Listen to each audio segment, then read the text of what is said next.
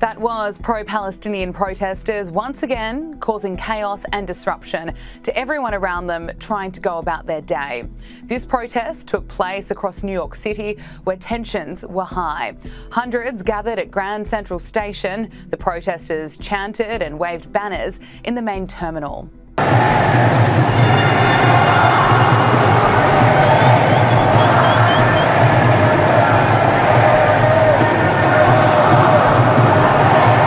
Protesters stormed the main hall just after 3 p.m. and police were forced to close some of the entrances. How you doing? You got your footage?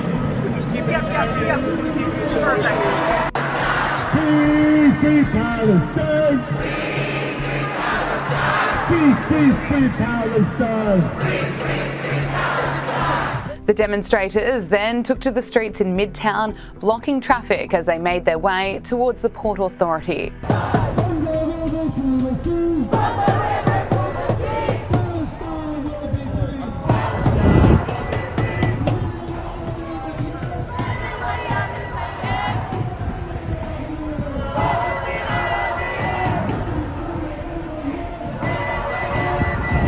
From there, protesters gathered outside Penn Station on 7th Avenue before making their way inside, waving Palestinian flags, banners and chanting as commuters waited for trains.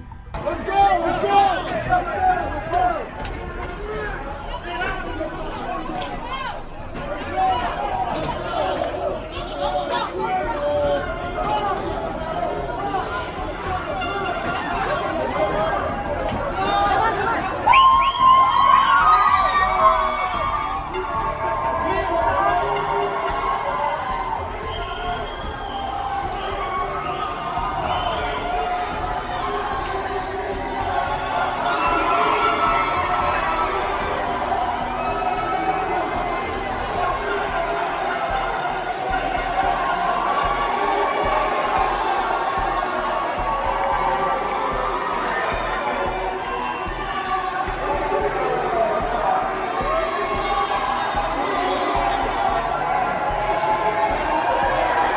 Actor Alec Baldwin happened to be in Manhattan at the time and found himself getting in a heated confrontation with protesters.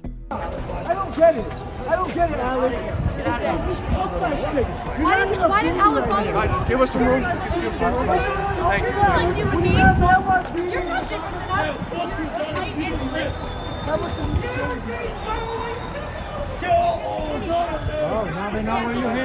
Just a short time ago, unexpectedly, as a pedestrian, actor Alec Baldwin showed up and had a confrontation with one of the pro-Palestinian protesters. It's difficult because this happened just moments ago for us to tell exactly what the back and forth was about, but as you can see, tensions right there very high, passions right there very high, and that was preceded by a number of smaller skirmishes that happened throughout the evening with some of the pro-Palestinian protesters facing off with police. We did witness at least one arrest. By and large, this protest has been a peaceful one aside from that. Free Palestine! Free Palestine! Free Palestine! Free Palestine! If they really care about the future for Gaza, they should speak with us and with any other people about what we can do to build a proper future for Gaza without the incitement, without the terror. The people of Gaza are suffering, and those people who are supporting Hamas today, they are not supporting the Palestinians, they are supporting the terrorists who took over Gaza. All right, Danny Danon, thank you very much. Be well, a former ambassador to the United Nations, the Israeli ambassador, and these protests go on. If we could show these full in New York City right now, Midtown Manhattan, the issue once again that the Palestinians are the one who need to be protected. Some have pointed out that this is a pro-Hamas rally. No matter where you stand on this, we see far more of these type of demonstrations, pro-Palestinian, than we do Israel. We keep track of this here worldwide, and such marches are running 10 times those that support Israel. Intifada revolution! Intifada revolution! Intifada, Intifada! Intifada, Intifada! Lord, Intifada! Meanwhile, the US confirms its support for Israel as the US Defense Secretary meets Israeli officials in Tel Aviv. This morning in Jabalia, a refugee camp in northern Gaza, the bodies of 9 children from the same family were laid out ready for burial. They were killed in an Israeli airstrike. Palestinians are saying that at least 90 people died and many are still trapped under the rubble. Last night, an Israeli strike hit the maternity ward at Al Nasser Hospital in Khan Yunis. This was filmed moments after it happened. This morning, our team managed to reach the hospital. There were large holes in the walls where the shell came through. They thought they'd be safe in a hospital. Dr. Tariq Al-Dagma tried to resuscitate a girl, but she died from her injuries. I saw this girl, miserable girl. She was covered with blood. It was heartbreaking and painful. I was not able to resuscitate her.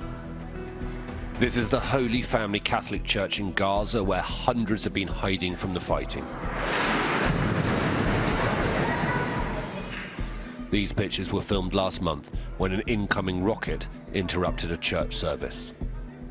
The Jerusalem Patriarch has said that 2 Palestinian women, a mother and her daughter, were shot and killed by an Israeli sniper in the grounds of the church over the weekend.